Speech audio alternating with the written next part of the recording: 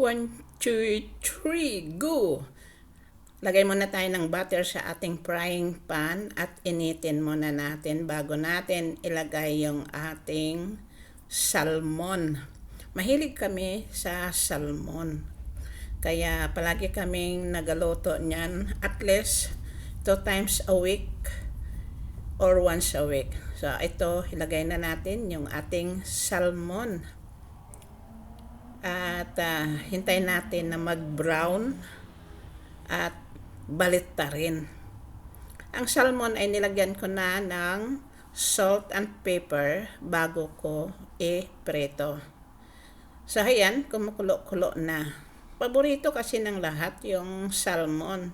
Yan lang ang nagustuhan nilang isda. Pero kami naman ay kahit anong isda, kain lang kami.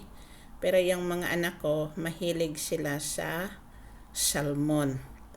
Ayan, medyo matagal-tagal mag-brown at hintay-hintayin lang natin. Kayo guys, mahilig din kayo sa salmon at paano ba kayo magluto ng salmon?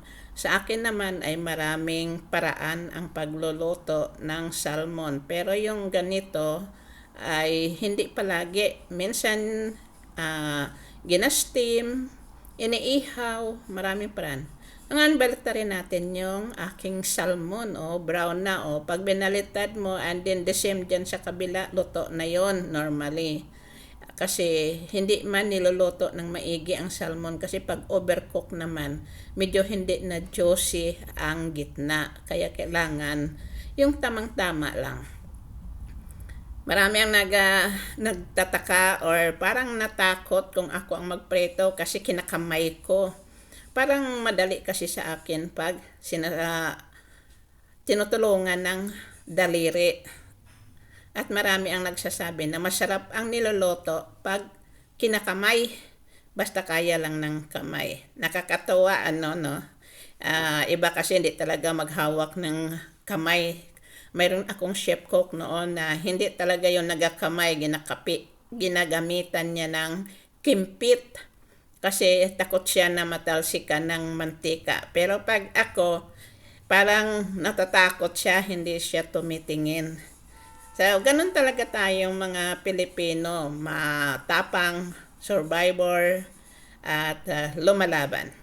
So, ayan guys, nabaliktad ko na yung aking salmon. So, hintay-hintayin ko na mag-brown ng maigi at dagdagan or lagyan natin ng cream. So, ang tawag dito ay creamy salmon with spinach. Mayroon pa akong spinach niyan na idagdag mamaya. So, hintayin natin na kumulo. Huwag lang lakasan yung apoy kasi pag kulong-kulo ang ating cream ay magiging oily.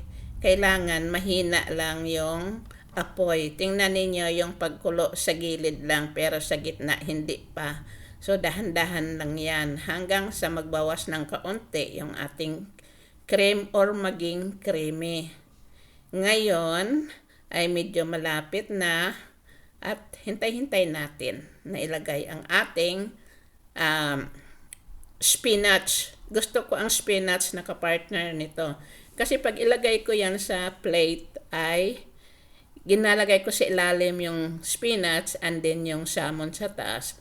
Dinagdagan ko nga pala ng paprika powder. So ayan, ilalagay natin yung kanyang sauce sa taas para maging even. Masarap. Kayo guys, kung mayroon kayong ibang klaseng pagluluto ng salmon, pwede naman ninyo i-share sa akin para matuto din ako kung anong klaseng mga menu pa ang pwede nating gawin sa salmon. Happy naman ako na gawin ko niyan pag mayroon kayong mga ibang recipe. So ayan guys, hintay-hintay natin at pagkatapos niyan mamaya ay ilagay natin yung ating spinach. Normally, ang spinach ay ginagawang salad. Kaya hindi na kailangan na lutuon or i-brance sa tubig. Ako direct na.